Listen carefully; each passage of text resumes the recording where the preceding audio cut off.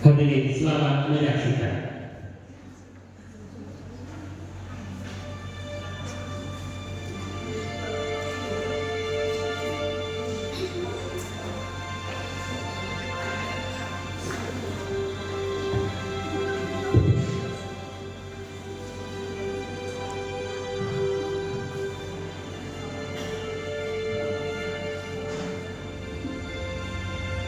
Malam itu, tanggal 27 Oktober tahun 1928, di bawah langit yang indah dengan bintang bertaburan dan cerah, namun tidak secerah hati dan harapan para pemuda pejuang kemerdekaan bangsa Indonesia. Para pemuda organisasi yang berasal dari berbagai pelosok Nusantara itu tengah bercengkrama sambil menunggu Kongres Pemuda II dimulai di dekat gedung Katolik Charlemagne Bonn.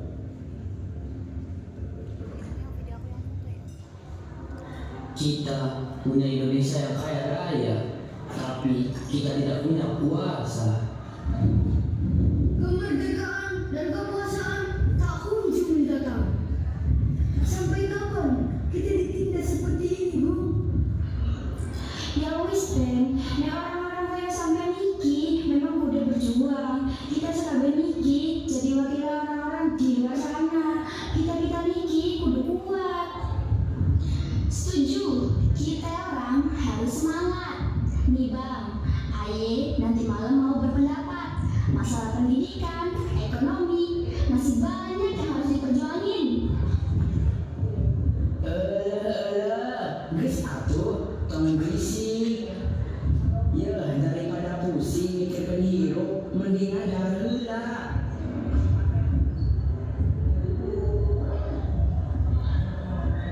Abdi kan ieu. Wah, kedalaman tenan.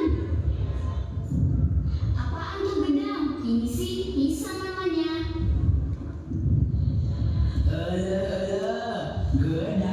Gedang mah aya.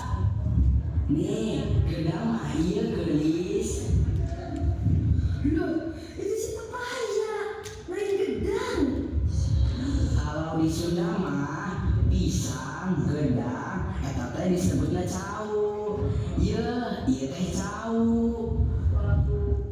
Aduh, sungguh unik bahasa kita orang. Sudahlah, lebih baik kita makan saja. Ya, betul itu. Kita ini kaya akan bahasa. Dari Sabang sampai Merauke. Bahasa daerah kita unik-unik. Sayang, bahasa kita belum diresmikan.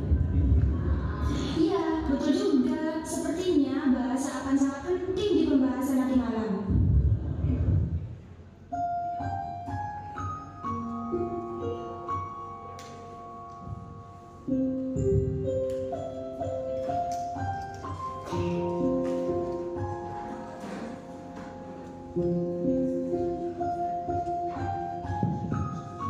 Malam 27 Oktober 1928, ruangan sederhana di gedung Katolik Charlemagne Bonn.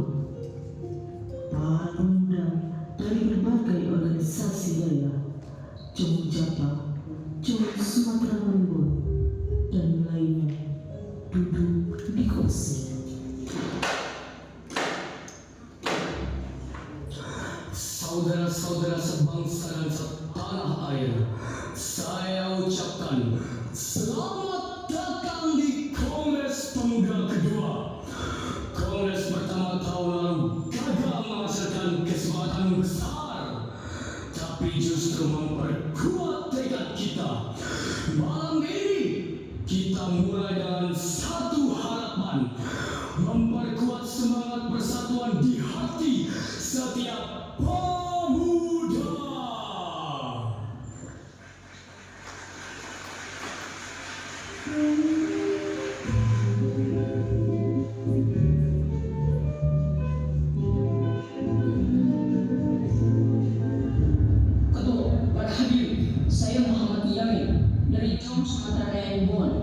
Sudah terlalu lama kita mengidentifikasi diri hanya dari asal daerah Sumatera, Jawa, Ambon, Celebes. Kita harus menyadari kita punya 5 faktor yang jauh lebih kuat untuk bersatu. Sejarah kita yang sama, hukum adat kita, pendidikan, kemauan, dan yang terpenting, bahasa. Amir dari Jong Ambon setuju. Sejarah penjajahan telah mengajarkan kita bahwa persatuan adalah harga mati. Tapi bagaimana kita menyatukan semua ini, Amin? Kita punya ratusan bahasa dan dialek. Tentu Amir, kita akan bahas bahasa itu. Tapi yang utama adalah kemauan. Kita harus berani mengatakan kita satu. Cita-cita persatuan bukan lagi wacana, tapi tindakan.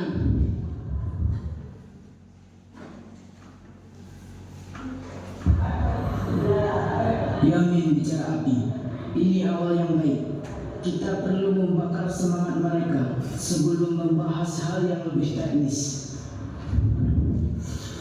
Tepat, malam ini kita telah menanamkan benih persatuan. Besok kita bahas cara menumbuhkannya.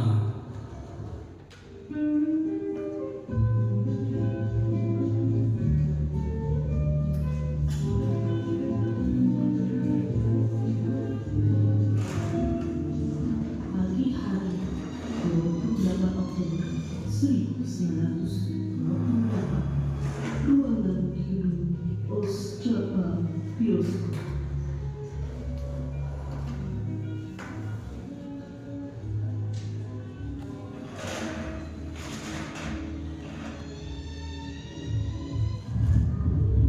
Saya Salmidi Mahmud Cakol. Kita tidak bisa berjuang untuk bangsa jika anak-anak kita tidak dididik dengan semangat kebangsaan. Sekolah kita masih di bawah bayang-bayang Belanda. Pendidikan di rumah dan di sekolah harus selaras. Benar sekali, kita harus membuang jauh-jauh tabiat memanjakan anak. Anak harus dididik secara demokratis, mandiri, dan punya tanggung jawab terhadap bangsa. Pendidikan memang kunci, tapi bagaimana kita mengajarkan persatuan jika kita sendiri masih bingung menyebut nama diri kita? Apa nama kesatuan kita nanti? Nusantara. Ini ya, kita harus punya kata yang kuat. Betul sekali. Bagaimana kita bersatu sedangkan identitas bahasa kita tak punya? Pertanyaan yang bagus, Tina. Nama itu akan datang dari kesepakatan akhir. Sekarang, mari kita bicarakan tentang alat komunikasi. Bagaimana semua daerah ini akan berdiskusi dan berjuang bersama. Tentu saja dengan bahasa yang paling mudah dipahami. Bahasa Melayu Pasar sudah digunakan di pelabuhan dan perdagangan.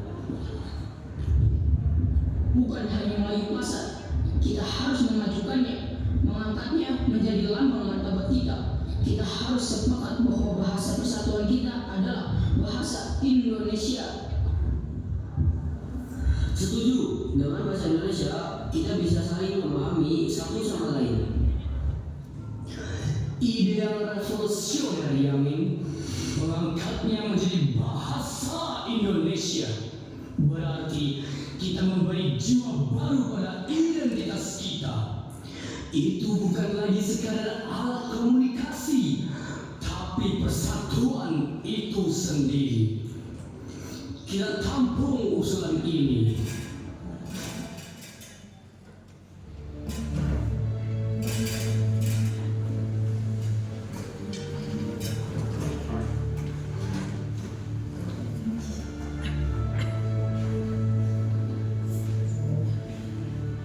Sore hari 28 Oktober 1928, ruangan yang sama, sesi istirahat menjelang keputusan akhir. Hanya beberapa tokoh utama yang tersisa. W.R. Supratman terlihat gelisah.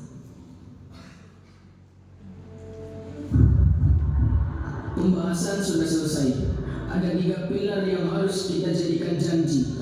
1 tanah air, 1 bangsa, dan 1 bahasa. Saya usul kita memberikan nama ikrar ini. Sebut saja sumpah, sebuah jenis suci dan berat yang tidak boleh kita ingkari seumur hidup. Sumpah Pemuda. Baik, sekarang sebelum kita membacakan hasil keputusan dan penutup, ada satu hal yang ingin saya izinkan. Lapor Ketua, dari kerajaan, aransemen yang diperintahkan sudah selesai dibuat. Saudara Supratman, gerak-gerik kita diawasi ketat oleh politik Inlichtingendienst atau PID Belanda. Tapi saya rasa keputusan besar ini perlu diiringi sesuatu yang besar. Mainkan lagu yang kau ciptakan itu. Saya akan mainkan Ketua, tapi hanya dengan instrumen. Menurutnya terlalu berbahaya jika didengar Belanda sekar. Kami mengerti Supratman, mainkan, biar hati kami yang menyanyikannya.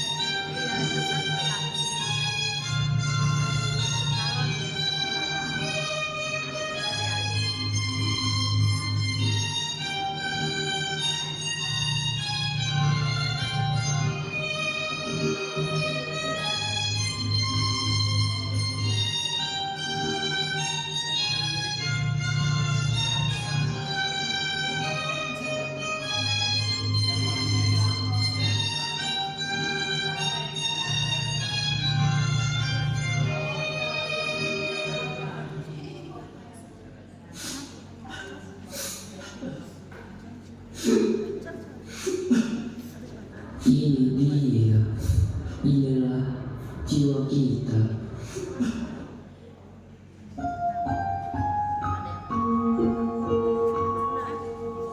Malam 28 Oktober 1928, rapat untuk 30 kini dikenal sebagai Museum Sumpah Pemuda. Semua peserta hadir, suasana tegang dan hikmat.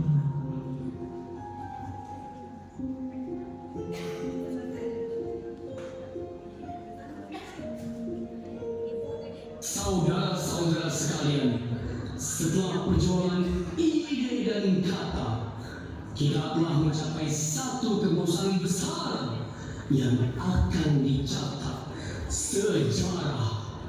Keputusan ini saya bacakan sebagai hasil akhir Kongres Pemuda kedua.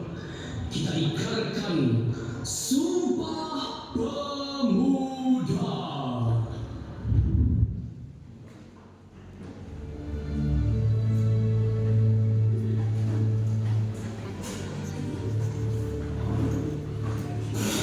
Dengarkan dan ikuti.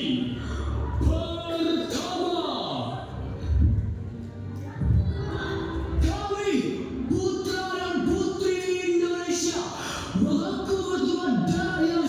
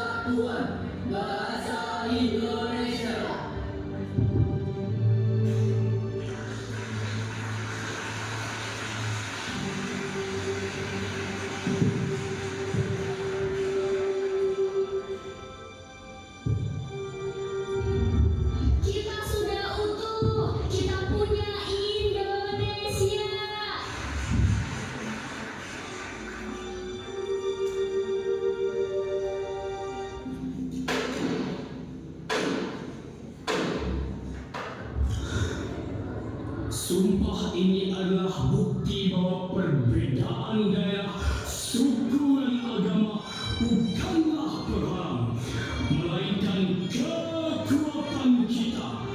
Mari kita bawa janji ini ke seluruh pelosok negeri.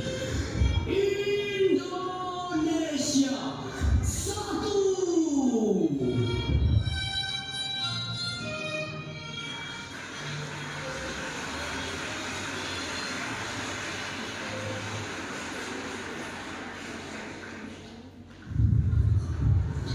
Alhamdulillah Gusti Nu Agung, bangsa simkuring geus ngahiji, akhirna cariku deui mikirkeun bahasa cau, gedang jeung pisang.